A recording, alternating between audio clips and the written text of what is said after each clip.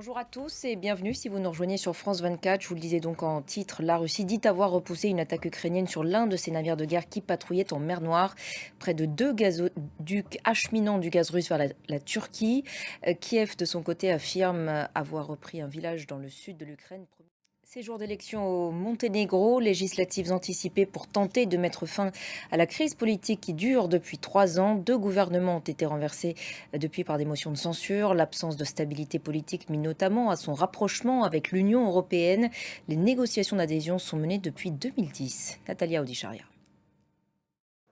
Je vous le disais également en titre, plusieurs centaines de personnes se sont rassemblées aujourd'hui à Annecy, en France, sur les bords du lac de la ville, tout près du parc pour enfants où l'attaque au couteau s'est produite jeudi dernier. Rassemblement citoyen en solidarité donc avec les victimes. 6 blessés, parmi lesquels 4 enfants qui sont désormais hors de danger. L'assaillant, lui, a été mis en examen pour tentative d'assassinat. Placé en détention, il reste pour le moment silencieux. Claire Vérov. Direction maintenant la Tunisie où la présidente de la Commission européenne Ursula von der Leyen est en visite. L'UE propose à Tunis un renforcement de leur partenariat.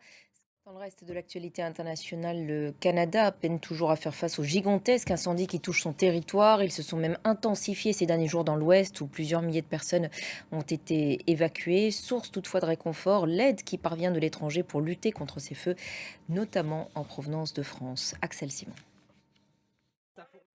La population colombienne partagée entre joie et incrédulité après le sauvetage miraculeux de 4 enfants indigènes après 40 jours d'errance dans la jungle.